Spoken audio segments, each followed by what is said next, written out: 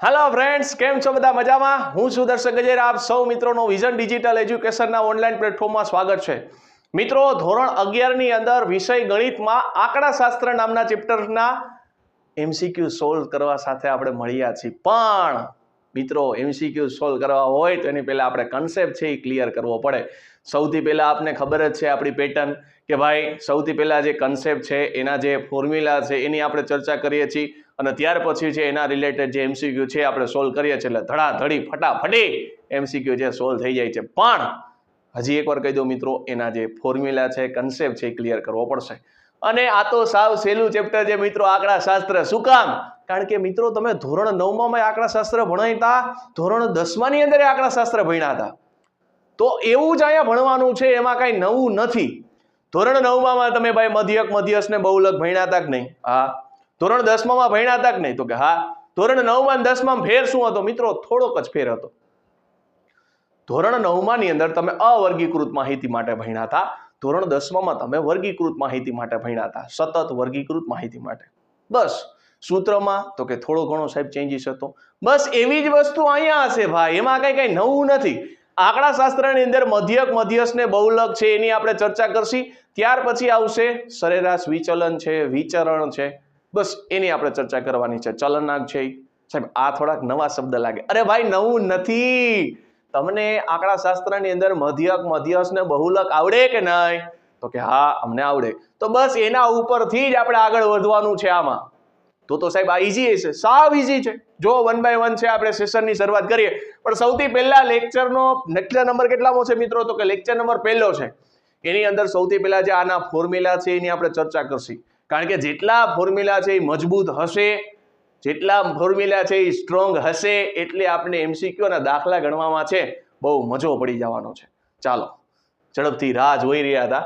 ચાલો, સરેરાશ વિચલનની વાત કરીએ તો પ્રસારમાનના માપ અવર્ગીકૃત અને વર્ગીકૃત માહિતીના મધ્યક, મધ્યસ્થ, બહુલક, અવર્ગીકૃત અને વર્ગીકૃત માહિતી માટે પ્રમાણિત વિચલન, વિચરણ અને સરેરાશ વિચલન. આટલી વસ્તુ આપણે ભણવાની છે. આમાં ઘણા બધા નામ તો એવા છે આપને કहीं भी સુનાઈ હોગા. રેડી? મધ્યક, મધ્યસ્થ ને બહુલક છે એનું નામ તો તમે જોયેલું છે, સાંભળેલું છે અને દાખલા ગણેલાય છે. તો એને તો તમે ઓળખો જ છો કે આપણા જેવા જ છે આ. પણ આ વસ્તુ છે એ થોડીક નવી છે. હમણાં જોશો એટલે તમે કહેશો કે ના સાહેબ આ આવડી જશે, વાંધો નથી. સૌથી પહેલા અવર્ગીકૃત માહિતી માટે મધ્યક ગોતવાનો છે મિત્રો. અવર્ગીકૃત માહિતી એટલે કેવી? તો કે ભાઈ એની અંદર બે પ્રકાર પાડવામાં આવે છે અવર્ગીકૃત માહિતી માટે. એની અંદર પહેલું એક નોર્મલ પ્રકાર છે અને બીજું છે અસતત અવર્ગીકૃત માહિતી. કેવી રીતના? જો તમને માની લો સંખ્યા આપી દે 2, 3. અત્યારે નિરાતે સમજી લેજો અવર્ગીકૃત માહિતી. પછી આગળ ડાયરેક્ટ લખેલો હોય તો પછી તમને આઈડિયા આવી જાય. 2, 3, 5, 7, 9. આ એક પહેલો પ્રકાર. બીજો પ્રકાર કયો છે મિત્રો? તો કે XI અને FI. આવું તમે ધોરણ 9 માં ગણતા હતા. હાલો, 2, 3, 4 અને 5. એની આવૃત્તિ માની લો કે અહીંયા 9 છે, અહીંયા 8 છે, 7 છે અને આ 6 છે. તો આ બીજો પ્રકાર. તો આ પહેલો પ્રકાર છે એનો તમારે મધ્યક જોતો તમે શું કરતા હતા? તો સાહેબ આ બધાનો છે ને સરવાળો કરતા હતા અને છેદમાં કેટલી સંખ્યા છે? તો કે 1, 2, 3, 4 ને 5. 5 સંખ્યા છે. તો આપણે શું કરતા હતા? બધાનો સરવાળો એટલે 2 + 3 + 5 + 7 + 9 ભાગ્યા ટોટલ સંખ્યા કેટલી? 5. તો આપેલી રીત હતી. એટલે ઉપર બધાનો સરવાળો કરતા હતા, નીચે કુલ અવલોકન મૂકતા હતા. આવું ધોરણ 9 માં ગણતા હતા કે નહીં? હા, ગણતા જ હતા ભાઈ આવું તો. પછી આ બીજો પ્રકાર છે. આવો ધોરણ 9 માં એક જ દાખલો આવતો હતો. બરાબર? આવો ધોરણ 9 માં એક જ દાખલો હતો. છેલ્લો જે દાખલો આવતો નહીં, હાવ છેલ્લો હતો. આમાં શું કરતા હતા મિત્રો? તો એક સરસ મજાનું એક ટેબલ બનાવતા હતા. પેલાને કહેતા હતા પેલાને શું કહેતા હતા મિત્રો? તો કે XI કહેતા હતા, બીજાને કહેતા હતા FI અને ત્રીજાને FIXI કહેતા હતા.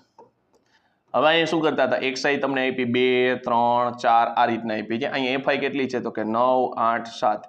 પછી આ બેયનો શું કરતા હતા મિત્રો? તો આ બેયનો ગુણાકાર કરતા હતા. એટલે તમને મળે 2, 9, 18, 8, 13, 24. બરાબર? આ રીતે 7, 4, 28. પછી અહીંયા તમે શું લખતા હતા મિત્રો? તો અહીંયા લખતા હતા સિગ્મા FIXI. એનો ટોટલ તમે અહીંયા લખતા હતા અને આને સિગ્મા FI કહેતા હતા. આ જે જવાબ આવે ને આનો સરવાળો એને તમે કહેતા હતા સિગ્મા FI. તો બસ એ જ વસ્તુ છે. તો જો અવર્ગીકૃત માહિતી માટે મધ્યક જોઈએ તો મધ્યકને મિત્રો દર્શાવે શેના વડે? તો x બાર વડે દર્શાવાય. તો એનું સૂત્ર શું થશે મિત્રો? તો ઉપર ટોટલ સરવાળો. ઉપર શું થશે મિત્રો? તો ઉપર છે એ ટોટલ સરવાળો થશે, એટલે કે sigma i is equal two 1 to n xi upon n. એટલે કે ઉપર જે જેટલા અવલોકન છે એ બધાય અવલોકનનો સરવાળો કરવાનો અને એને કુલ અવલોકનની સંખ્યા વડે ભાગી નાખવાનું. જો અહીં કીધું છે x1 થી લઈને xn સુધી શું છે? તો કે n અવલોકન છે. એટલે ઉપર બધાય અવલોકનનો સરવાળો કરવાનો, છેદમાં ટોટલ નંબર હોય ટોટલ નંબર વડે શું કરવાનું? ભાગી નાખવાનું. સાહેબ રીત ન કરવી હોય તો તમારે શું કરવાનું? તો કે ભાઈ ડીઆઈ વાળી રીતે કરી શકો.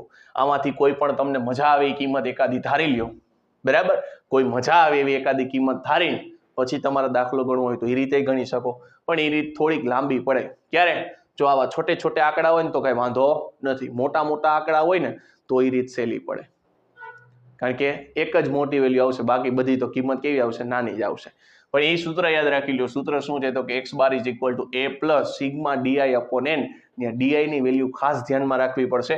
ડીઆઈ ઇઝ ઇક્વલ ટુ શું થાય મિત્રો? તો કે xi માઇનસ a. આ ધ્યાનમાં રાખજો, MCQ ની અંદર પૂછી શકે. હવે અસતત વર્ગીકૃત માહિતી માટે એટલે આની વાત કરેલી છે. તો એમાં શું હશે મિત્રો? તો fi હશે અને xi હશે. મધ્યક શું ગોઈતો મિત્રો? તો મધ્યક ગોઈતો fi અને xi નો ગુણાકાર, એટલે fi xi કર્યું અને એનો મેં સરવાળો કર્યો, એટલે એને કહેવાય સિગ્મા fi xi. અને છેદમાં n. n એટલે કોણ મિત્રો? તો n એટલે બીજું કોઈ નહીં, આપણું આ સિગ્મા fi. અને ટૂંકી રીતે દાખલો ગણવો હોય તો સિમ્પલ વસ્તુ છે, a plus sigma fi di upon n. અને એમાં ડીઆઈ ની કિંમત પાછી યાદ રાખજો. ડીઆઈ એટલે કોણ છે મિત્રો? તો d i is equal to xi minus a. અને અહીંયા હમણાં જ મેં કીધું સિગ્મા fi એટલે કોણ થશે? n.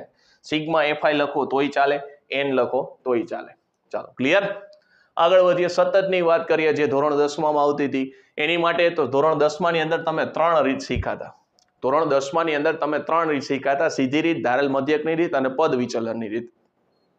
એ 3 રીતનો તમે આમાં ઉપયોગ ગણી શકો. જો સૌથી પહેલું છે સીધી રીતનું સૂત્ર આપ્યું છે. ધારેલ મધ્યકનું તો તમને ખબર જ હતી. શું હતી મિત્રો ધારેલ મધ્યકનું? x bar is equal to a plus sigma fi di upon sigma fi. અને ડીઆઈ ની જગ્યાએ યુઆઈ આવે તો તમને ખબર હતી યુઆઈ ની કિંમત શું હતી મિત્રો? તો UI is equal to xi minus a upon h. ત્યાં h લેતા હતા, ઘણી વાર c લે છે, તો તમારી ધ્યાનમાં રાખવાનું. તો અહીં જો અહીંયા c આવ્યો. c એટલે કોણ થઈ ગયું મિત્રો? તો c એટલે આપણી વર્ગ લંબાઈ થઈ ગઈ. c એટલે કોણ થઈ ગયું? તો વર્ગ લંબાઈ થઈ ગઈ. તો મધ્યકનું સૂત્ર કોણ થશે? તો x bar is equal to a plus sigma fi di upon n into c. તો ડીઆઈ આઈને c આવ્યો એનો મતલબ એવો ડીઆઈ ની કિંમત છે એમાં નીચે કોણ આવશે? c. અને c એટલે કોણ થશે મિત્રો? તો કે આપણને જે વર્ગ આપેલો છે, આપણને જે વર્ગ આપેલો છે એ વર્ગની વર્ગ લંબાઈ, એને શું કહેવાય? c. ધોરણ 10 માં તમે શું કહેતા હતા મિત્રો? તો ધોરણ 10 માં તમે h વડે દર્શાવતા હતા. પણ જૂની ટેક્સ્ટ બુક હતી એમાં તો c જ હતો. નવી ટેક્સ્ટ બુક આવી છે એમાં કોણ આવે છે મિત્રો? તો કે h આવે છે. પછી આવે છે મિશ્ર મધ્યક. મિશ્ર મધ્યક તો કે દાખલા તરીકે તમને કીધું T1 T2 T3 સમૂહની અંદર અવલોકનની સંખ્યા આપ્યું છે n1 n2 n3, અને અહીંયા મધ્યક આપેલું હશે. ખાસ જોજો, મધ્યક આપેલો છે x1 બાર x2 બાર ને x3 બાર. આવા મધ્યક આપેલા છે. તો મિશ્ર મધ્યક શું થશે? તો સાંભળજો, સૂત્ર બોલું છું. પેલું અવલોકન ગુણ્યા પેલો મધ્યક, પછી સરવાળો, બીજું અવલોકન ગુણ્યા બીજો મધ્યક, સરવાળો, ત્રીજું અવલોકન ગુણ્યા ત્રીજું અવલોકન, પાછો સરવાળો, ચોથું અવલોકન ગુણ્યા ચોથો મધ્યક. અને છેદમાં શું કરવાનું? જે અવલોકન આપેલા છે ને, જે અવલોકન આપેલા છે એ અવલોકનનો શું કરવાનો મિત્રો? તો કે સરવાળો કરવાનો. માની લો તમને એમ કે ભાઈ પ્રથમ અવલોકન છે, પ્રથમ અવલોકનનો મધ્યક તમને આપી દીધો છે, માની લો કે 60. કોઈ એક બીજું અવલોકન છે, અથવા તો તમને પરીક્ષા વાળો દાખલો પૂછી શકે કે ભાઈ પહેલી પરીક્ષાની અંદર આટલા મધ્યક હતો, બીજી પરીક્ષાની અંદર આટલું છે, તો પરિણામી મધ્યક કેટલો થાય એ રીતનો, બરાબર? તો આ રીતે તમને પૂછી શકે. તો અવલોકન આપેલા હોય તો પેલા અવલોકન સાથે પેલો મધ્યક લેવાનો, બીજા અવલોકન સાથે બીજો મધ્યક, ત્રીજા અવલોકન સાથે ત્રીજો મધ્યક, અને છેદની અંદર ધ્યાન રાખજો શું લેવાનું થશે? તો કે કુલ અવલોકન છે એ લેવાનું થશે. ચાલો, આ મિશ્ર મધ્યક હતો. મિશ્ર મધ્યકને ઘણીવાર xc વડે દર્શાવે છે, x બાર c. આ ધ્યાનમાં રાખજો, બરાબર? ચાલો, મધ્યસ્થની વાત કરીએ. મધ્યસ્થની અંદર એ જ વસ્તુ આવશે, અવર્ગીકૃત ને વર્ગીકૃત. તો એમાં પણ એ જ વસ્તુ ધોરણ 9 માં અને 10 માં જે સૂત્ર તમે ભણ્યા હતા એ જ સૂત્ર આવશે મિત્રો. તો અવર્ગીકૃત માહિતી માટે શું કહે છે? તો n અયુગ્મ આવતો એની અંદર, અને બીજું એક આવતું n યુગ્મ. એટલે કે n ની સંખ્યા કેવી હોય મિત્રો? તો કે એકી સંખ્યા હોય, અને કાં તો n ની સંખ્યા કેવી હોય? તો કે બેકી સંખ્યા હોય, બરાબર? આ બે વસ્તુ છે ધોરણ 9 માં ની અંદર આવતી. બે સૂત્ર તમે ધોરણ 9 માં ની અંદર ભણી ગયા છો. પેલું સૂત્ર શું મિત્રો? તો કે n+1 ડિવાઈડ બાય 2 નું અવલોકન. પણ આમાં ખાસ ધ્યાન નહીં રાખવાનું કે તમને જે અવલોકન આપેલા છે એ અવલોકનને ચડતા ક્રમમાં ગોઠવવા પડશે, ચડતા ક્રમમાં અથવા ઉતરતા ક્રમમાં. બરાબર, તમને જે અવલોકન આપેલા છે એ અવલોકનને ચડતા ક્રમમાં અથવા તો ઉતરતા ક્રમમાં છે ગોઠવવા પડશે. એટલે લખ્યું છે અવલોકનને ચડતા ક્રમમાં ગોઠવવા. એટલે સૌથી પહેલું સ્ટેપ મિત્રો એ કરવાનું કે આપણને જે અવલોકન આપેલા છે એ અવલોકનને આપણે છે ચડતા ક્રમમાં ગોઠવવા પડશે. બરાબર, પછી આપણે સૂત્ર મૂકવાનું રહેશે, તા લગીને સૂત્ર મૂકવાનું નથી. અને n બરાબર બેકી સંખ્યા આપેલી હોય તો સૂત્ર શું થાય મિત્રો? તો n/2 નું અવલોકન પ્લસ n/2 પ્લસ 1 નું અવલોકન. આખાઈના છેદમાં કેટલા મિત્રો? તો કે 2. અને અસતત વર્ગીકૃત માહિતી માટે મિત્રો તો સિમ્પલ વસ્તુ છે n+1 / 2 નું અવલોકન. આ અસતત વર્ગીકૃત એટલે કયો મિત્રો કેસ થશે? આપણો આ બીજા નંબરનો કેસ. તેમાં શું કરવાનું? n+1 / 2 નું અવલોકન. અને સિગ્મા fi એટલે કોણ થાય મિત્રો? n થાય. એટલે આ સૂત્ર ઓલરેડી આપણે ધોરણ 9 10 ની અંદર જોઈ જ ગયા છીએ. આ ધોરણ 10 માં આપણે આના પ્રમાણે દાખલા કરતા હતા, MCQ પૂછાતું ધોરણ 10 માં, તો આ આપણે ઉપયોગ કરતા હતા. તો સતત વર્ગીકૃત માહિતી માટે વાત કરીએ મિત્રો, મધ્યસ્થની વાત કરીએ તો મધ્યસ્થનું સૂત્ર શું હતું મિત્રો? તો m = l + n/2 - cf/f × c. હવે ત્યાં આપણે ધોરણ 10 માં cf કહેતા હતા, અહીંયા કોણ છે? f છે. ધોરણ 10 માં અહીંયા આપણે શું કહેતા હતા? cf એટલે કોમ્યુલેટિવ ફ્રીક્વન્સી. કોમ્યુલેટિવ ફ્રીક્વન્સી એટલે સંચય આવૃત્તિ. બરાબર, અહીંયા કેપિટલ F છે. બસ નોટેશનમાં થોડો ઘણો ચેન્જીસ થશે, બાકી મેથડ તો એને એ જ રહેશે, એમાં કોઈ પ્રોબ્લેમ નથી. તો ભાઈ એલ એટલે શું હતું મિત્રો? તો કે અધસીમા બિંદુ હતું, પણ કોનું? મધ્યસ્થ વર્ગનું. એફ એટલે મધ્યસ્થ વર્ગની આવૃત્તિ, મધ્યસ્થ વર્ગના પહેલાના વર્ગની સંચય આવૃત્તિ એટલે કોમ્યુલેટિવ ફ્રીક્વન્સી, મધ્યસ્થ વર્ગની વર્ગ લંબાઈ ત્યાં કુલ આવૃત્તિ. ધોરણ 10 માં અહીંયા સી ની જગ્યાએ આપણે શું કરતા હતા ત્યાં મિત્રો? એચ લખતા હતા. બસ એટલો જ ફેર છે, ગણતરી એમની એમ જ રહેશે. પ્રસારમાનના માપ કેટલા છે મિત્રો? તો અહીંયા તમારી સામે છે વિસ્તાર છે, સરેરાશ વિચલન છે અને પ્રમાણિત વિચલન છે. પ્રમાણિત વિચલનને ઘણીવાર આવું લખ્યું હોય પ્રવી. બરાબર, પ્રવી લખેલું હોય, સવી ને પવી. ધ્યાન રાખવો, આવું ઘણીવાર લખેલું હોય.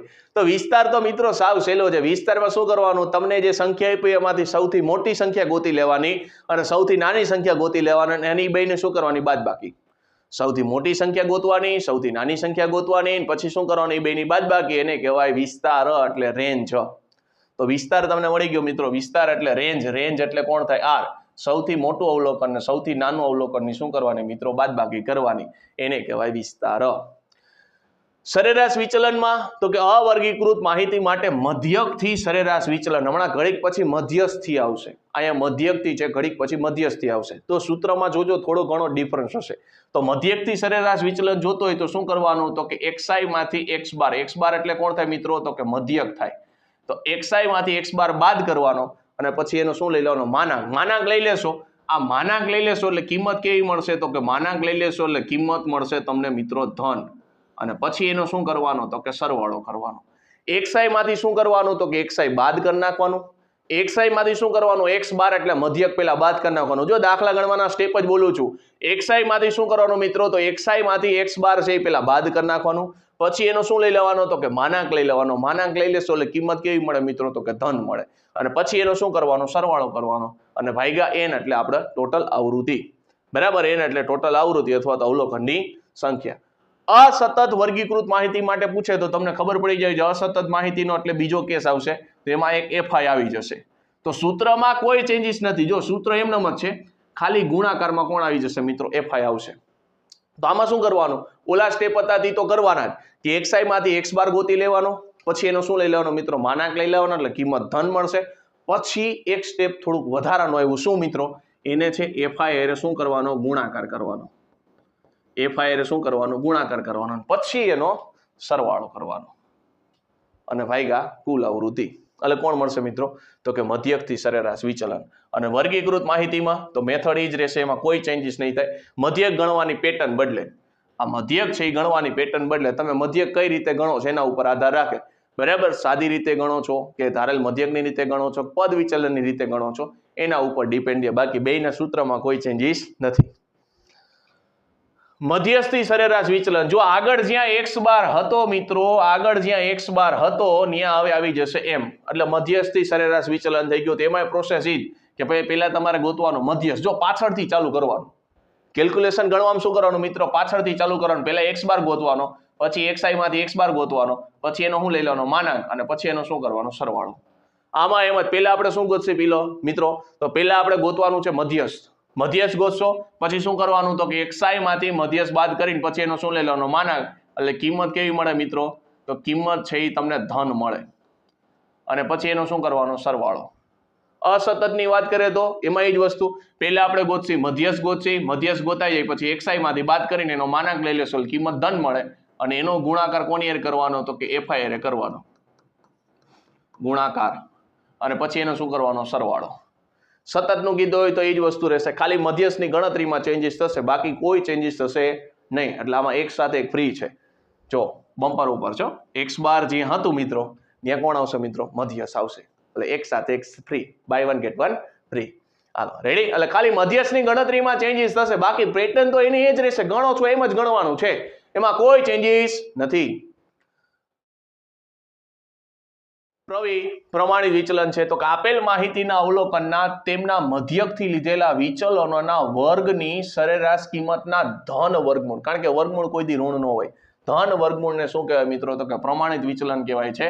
પ્રમાણિત વિચલનને સંકેતમાં શેના વડે દર્શાવાય છે તો કે x વડે દર્શાવાય છે. પ્રમાણિત વિચલનને શેના વડે દર્શાવાય છે મિત્રો, s. તો જો એને શું કીધું છે, મધ્યકમાંથી લીધેલા વિચલનોના વર્ગના સરેરાશ કિંમત. મધ્યકમાંથી એટલે કે x બાર. આમાં કેવી રીતના ગણતરી તો કે ટેબલ જો, ટેબલની અંદર ગણતરીમાં ખાસ ધ્યાન રાખજો, ગણતરી કેમ કરવાની, સૂત્ર તમે એકવાર યાદ રાખી ગયું ભાઈ, s is equal to under રૂટમાં શું થશે મિત્રો, sigma xi minus x bar એનો હોલ સ્ક્વેર અપોન n. અથવા તો તમે આ સૂત્ર ઉપયોગ કરી શકો, બરાબર છે. આ સૂત્રનો તમારો ઉપયોગ કરો તો એ રીતે ગણી શકો, એના 3 સૂત્ર છે. જો સિમ્પલ વસ્તુ છે, સૌથી પહેલા ગણતરી કેમ કરવાની, સૂત્ર યાદ રાખી લેવાનું, s ઇઝ ઇક્વલ ટુ શું થશે મિત્રો, અંડર રૂટમાં xi માઇનસ x બાર નો whole square divide by n. હવે ગણશો કેમ, તો સૌથી પહેલા આપણે શું કરવાનું, મધ્યક ગોતવાનો. મધ્યક ગોતીને પછી શું કરવાનું, xi માંથી x બાર કરી નાખવાનો બાદ, અને એનો શું કરવાનો સરવાળો કરીને એનો વર્ગ કરી નાખવાનો, અને એને શું કરવાનું, કુલ અવલોકનની સંખ્યા છે એની વડે ભાગી નાખવાનું, અને પછી એનો જે જવાબ આવે એનું શું કરવાનું, વર્ગમૂળ. એનું શું કરવાનું, વર્ગમૂળ.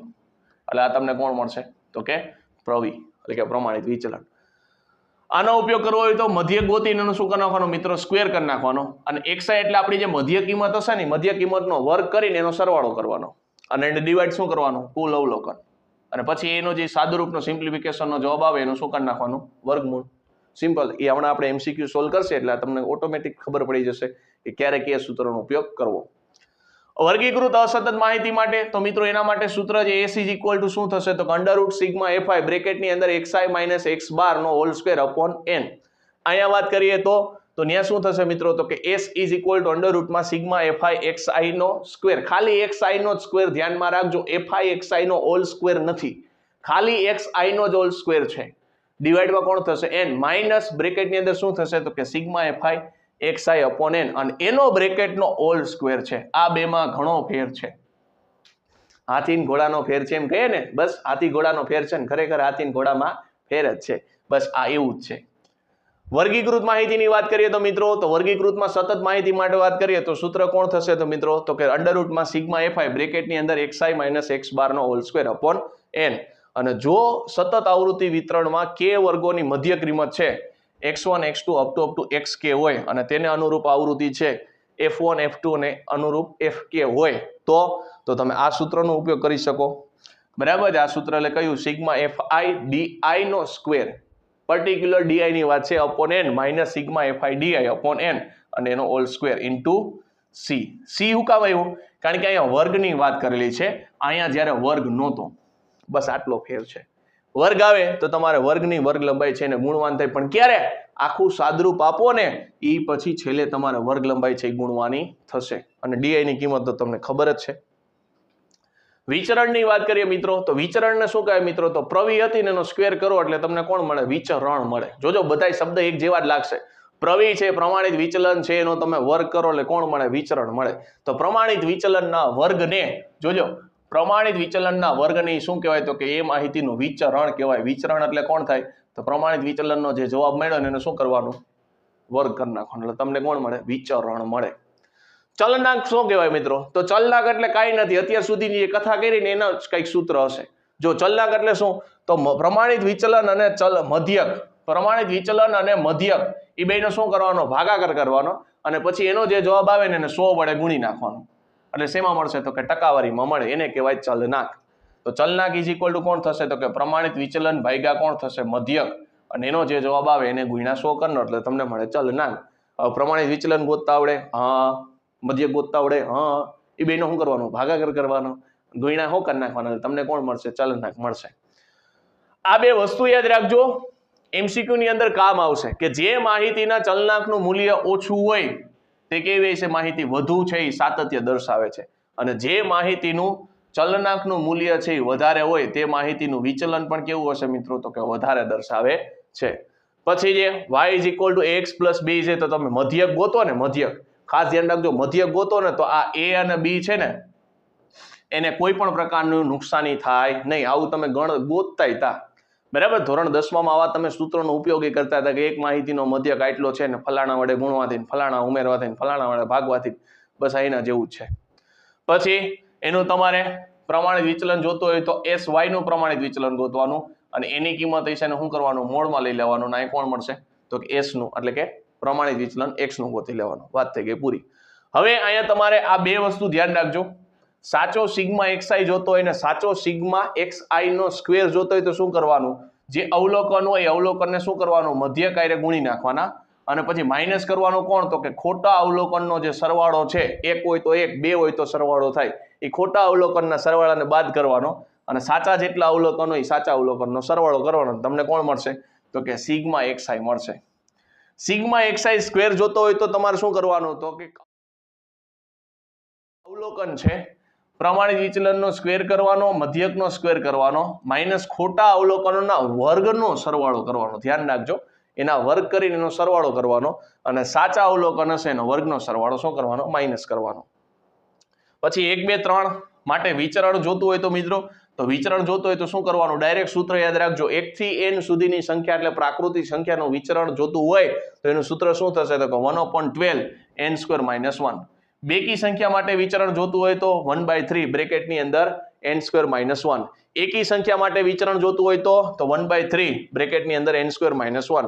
અને પ્રાકૃતિક સંખ્યા માટે ચલનાંક જોતું હોય તો સૂત્ર કોણ થશે? તો કે √ 1/3 બ્રેકેટની અંદર n - 1 n + 1 અને ઇન્ટુ 100.